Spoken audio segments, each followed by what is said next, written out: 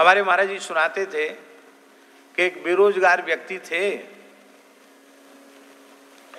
मन में आया कि हमको कहीं कोई काम धंधा तो सफल होता नहीं, डूब मरे तो अच्छा है। तो एक गंभीर जलाशय था, उसमें डूब कर मरने की तैयारी की उन्होंने, और वो वहाँ महानुभाव बैठ गए।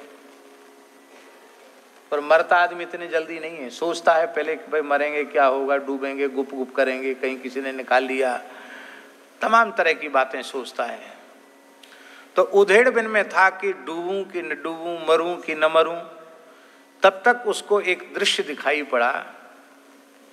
एक जल पक्षी,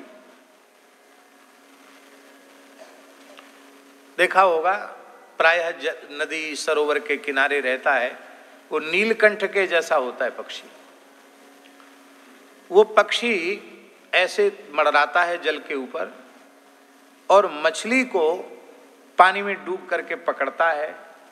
अब पकड़कर महाराज जी मछली को ऊपर उछालता है, चोंच में लेकर बाहर आता है, फिर उसको ऊपर उछालता है और उछालकर फिर अपनी चोंच से मछली पकड़ता है। ये उसका स्वभाव है, हमने अपनी आंखों से देखा है।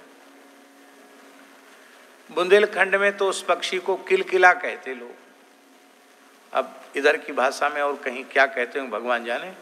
बोले ये खेल खेल करके मछली को मारता है, मछली को लेके आएगा और ऐसे ऊपर करके फिर चोंच फैला करके चोंच में पकड़ लेगा।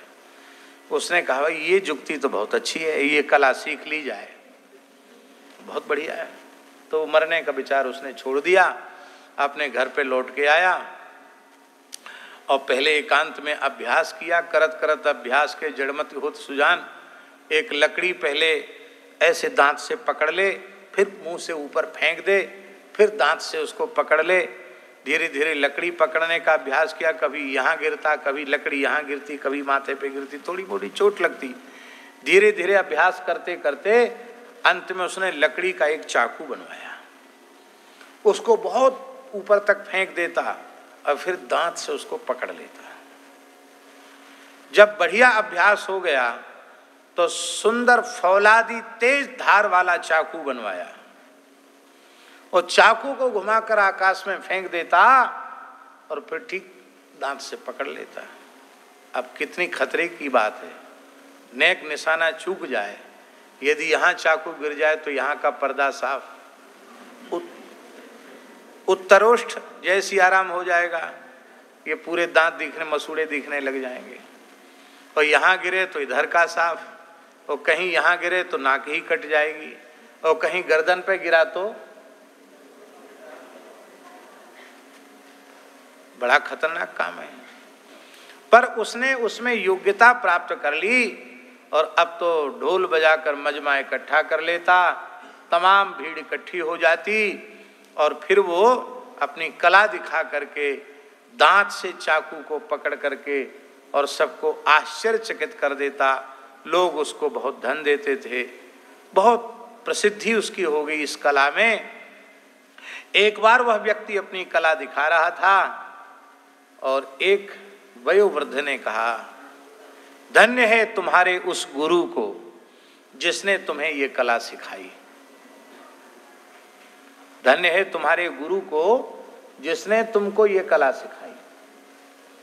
उसने करे हम किसी के चेला वेला नहीं है, हम तो स्वयंभू गुरु हैं, हम तो गुरु ही पैदा हुए, हम चेला हुए ही नहीं किसी के, हमने किसी से कुछ नहीं सीखा। आजकल भी लोग बड़े चतुर हैं, नाम अपना सदगुरु रख लेंगे, सदगुरु नाम रख लेंगे, जिसमें चेला बने चाहे कोई न बने उनका नाम लेगा तो सदगुरु कहने से वो सदगुरु तो हो ही गए। कोई अपना नाम दादा गुरु रख लेंगे, वो और चतुराई में निकले आगे कि गुरु हो परम गुरु दादा गुरु। तो ऐसे लोग अपना नाम धर लेते हैं, कोई सदगुरु नाम रख लेता है, कोई दादा गुरु नाम रख लेता है। ये सब होते वही लोग हैं जो स्वयंभू गुरु होते हैं, जो किसी के शिष्य नहीं होते। ये भी स्वयंभू गुरु था, इसलिए हम किसी के चेला वेला नहीं है, हम तो गुरु ही, हमने किसी से ये कला नहीं सीखी। उस वृद्ध ने कहा, संसार में बिना सीखे किसी को कुछ भी नहीं आता। तुम संसार से अतिरिक्त नहीं हो, अनतिरिक्त नहीं हो, तुम संसार से पृथक नहीं हो, तुम संसार में ही हो। निश्चित ही तुमने किसी न किसी से यह कला सीखी है, और जिससे सीखी है वही तुम्हारा इस विद्या का गुरु है। पर तुमने गुरु तत्व का तिरस्कार किया है, इसका परिणाम तुम्हारे सामने कभी न कभी आ जाएगा। अरे बोले क्या आएगा? अभी दिखाता हूं खेल। हजारों बार दिखा चुका था, पर अब की बार जैसे ही उसने चक्कू फेंका और अब की बार दांत में न पड़ करके वो सीधे यहीं पड़ा, यहां से लेके पूरा यहां तक का साफ कर दिया। तब पोल खुल गई। उन्होंने कहा, ये गुरु के तिरस्कार का दुष्परिणाम है।